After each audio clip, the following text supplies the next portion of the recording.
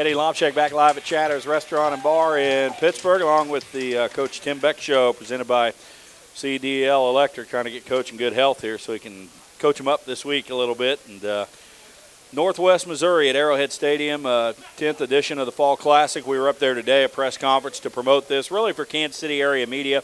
We'll have some coverage of that press conference tomorrow on our sports drive in the 5 o'clock hour. But Gary Spaney there works, former Chiefs player, special events for them, and kind of handling things today. Just first of all, in dealing with the Chiefs, how nice is it, that cooperation to give your student athletes a chance to experience that venue? Well, it's amazing. This is the 10th year that we've done this, and it's really amazing. It doesn't seem like it went that fast, but it has.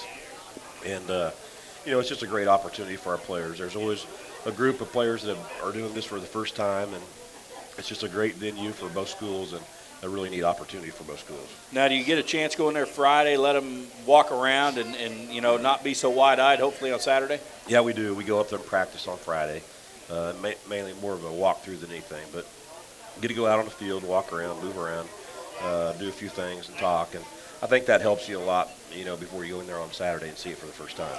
Well, it's also, a tremendous event because of the tradition of the two teams.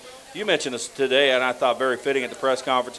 Two of the smaller schools, or smaller towns in the MIAA, yet you've averaged about 21,000 fans. So I know you're appreciative of the people that take the weekend to go up there, and it's a big event, and your people treat it like that. Yeah, both schools draw really well and have great attendance, and I think the biggest crowd we've had is like 26,000. So you never know, maybe we can break that record this year. Well, it was an event that started when Northwest was looking for an alternative site to a homecoming game in 2002. They were undergoing stadium renovations and didn't have enough seating to accommodate the anticipated crowd. So they ran it that year. Pitt State took over in 2003, and then it's been a joint effort since 2004. So we hope to see a lot of people up there. On top of all that, they're a pretty good football team, and different situation for them this year with a new head coach. Of course, Coach Churchman retiring, Coach Bostwick passing away over the summer. So big adjustment for them. They had more inexperience than they've had in some years, but right now it doesn't look like they've missed a beat. No, they're scoring 60-plus points a game and playing extremely fast on defense. And, they lost a lot of starters on defense, 8 or 9 starters, but they just plug in the next guys, and here they go. So they got a really good team, really fast team. Well, they are putting it up on both sides of the ball, averaging 65 a game, allowing about 11. And 2 running backs, Jordan Simmons, who's been there, James Franklin III, very good at Olathe North, transfers in after a year of Omaha. And, pretty similar build, but how effective are those guys for them right now? Very good players, very efficient players. And they've got as good a receiving corps as they've ever had. So it allows them to be able to spread the field out and then play with those running backs and do some things. They're really pushing, trying to get the ball to the edge a lot. And their quarterbacks are making nice reads and nice throws, and they've had a couple quarterbacks play. So they're just very solid on both sides of the ball. Blake Christopher, their starter, out with a broken hand. Their backup, Trevor Adams, a kid from Odessa, Texas, has played the last couple of weeks. That has not slowed them down either. I know Coach Doral today talking about this will be by far the best team they've played, but they're going to be awfully confident. How much do you worry as a coach that, there have been some heartbreaking losses up there? Do you worry about mental games coming into play? Not really. I think we're a better football team than we were a year ago, and we played really well up there last year, had a chance to win it at the end. But last year and the previous years before that really have nothing to do with this year. And this is a new team, new year. Once we kick the ball off, we just have to see what happens.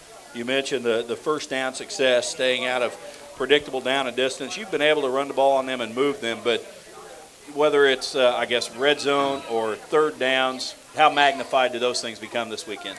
Well, huge, and they become very good once you get in the red zone defensively. They've always been that way, and so they, we've been able to move the ball. We had a good game rushing against them last year.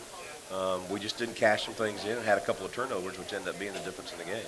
And you look up and down the stats in the conference right now, that between the two of you, you're 1 to 3 in most major categories, and we've talked about the return game for us, but boy, they're right up there. Big kick return numbers for them right now. Oh yeah, they're always good in special teams. They do a great job with that. That's something that Coach Churchman has implemented, and the Coach Dorals, as they've carried it on, they'll be very solid in all 3 phases of the game. And you look at what they went through. Obviously the sentiment is that people are going to feel good for them, but I guess inexperience aside, how much in athletics do you think they're an example of, a team decides they're going to put their mind to something and rally around one another? Well, there's no question. Their first game at Truman, I'm sure, had a lot of emotions built up throughout the summer, and was able to go up there and explode and have a big win. But, that's going to be a part of it. I'm sure they're, going to play this whole year for Coach Bostwick. But the other thing is we've had a great rivalry with them. And the bottom line is when that ball's kicked off, it's going to be just like any other football game. And they are playing very inspired, I will say that. But I think our kids are playing emotional too. I think they're more emotional than we've been, and very excited about having the opportunity to go up there and knock them off. And you talk about defending them, a good receiving core, and that's really saying something when they've had the Rector boys and Kendall Wright and some of those guys over the years. But defending them, you look at a Jake Sawyer, those running backs, but boy, the tight end comes into play.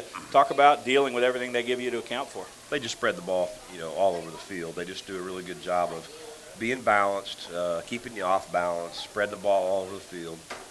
They've done a good job of that for the last 5, 6, 7 years of keeping you off balance. And there's parts of their game, and it's funny when you watch them because they're actually running some of our plays.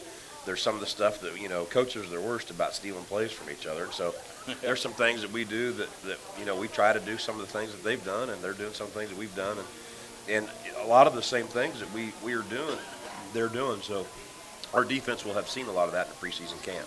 Very good. Go heal up that cough and cold. Pitt State head football coach Tim Beck, presented by CDL Electric. The Fall Classic from Arrowhead Stadium Saturday in Kansas City. Tomorrow on the Sports Drive, we'll have some of that from the press conference. And if you can't make it up there, kickoff just after 2 o'clock. Our coverage will begin at 1. For Coach Beck and Cam Koenig back in studio, I'm Eddie Lomchek. Thanks for being with us. Chiefs Kingdom comes your way next.